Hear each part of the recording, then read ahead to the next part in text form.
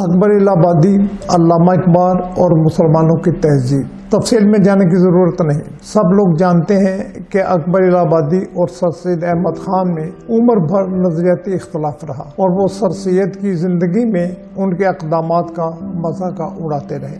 مگر جب سر سید کا انتقال ہو گیا تو اکبر نے برملا کہا، ہماری باتیں ہی باتیں ہیں، سید کام کرتا تھا، نہ بولو فرق جو ہے کہنے والے کرنے والے میں، کہے جو چاہے کوئی، میں تو یہ کہتا ہوں اے اکبر خدا بخشیں بہت سی خوبیاں تھیں مرنے والے میں۔ دراصل اکبر سر سید کی زندگی میں بھی ان کے خلاف نہ تھے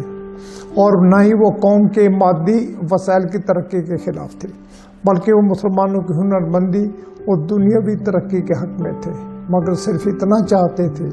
کہ مسلمان تقلید مغرب ان کے ہنر میں کریں، نہ کہ اقدار اور فلسفہ زندگی میں۔ اور وہ مسلمانوں کو یہ باور کرانا چاہتے تھے کہ جو قومیں اپنے ماضی اور اپنی تاریخ کو فراموش کر دیتی اور اپنے مرکز سے ہٹ جاتی ہیں وہ کہیں کی نہیں رہتی، جیسا کہ وہ کہتے ہیں۔ عزم کر تقلید مغرب کا ہنر کے زور سے، لطف کہہ لدے موٹر پہ زر کے زور سے، غیر ملکوں میں ہنر کو سیکھ، تکلیفیں اٹھا، روکتے ہیں وہ اگر اپنے اثر کے زور سے۔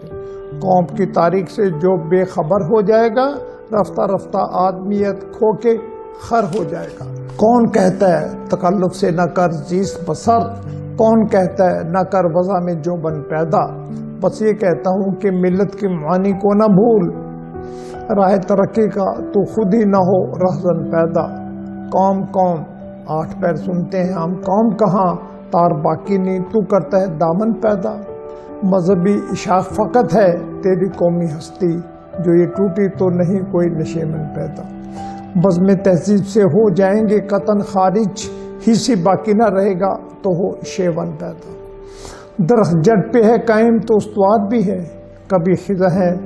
تو اس پہ کبھی بہار بھی ہے، خلاف اس کے کرے گی خرد جو بے صبری، نہیں اٹھائے گا نیچر حکومت جبری۔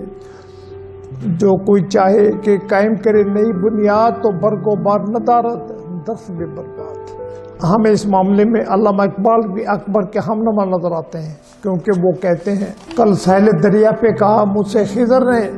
تو ڈھونڈ رہے ہے سمے افرنگ کا تریاق، ایک نقطہ میرے پاس ہے شمشیر کی مانند، برندہ و سیکل زدہ و روشن و براق،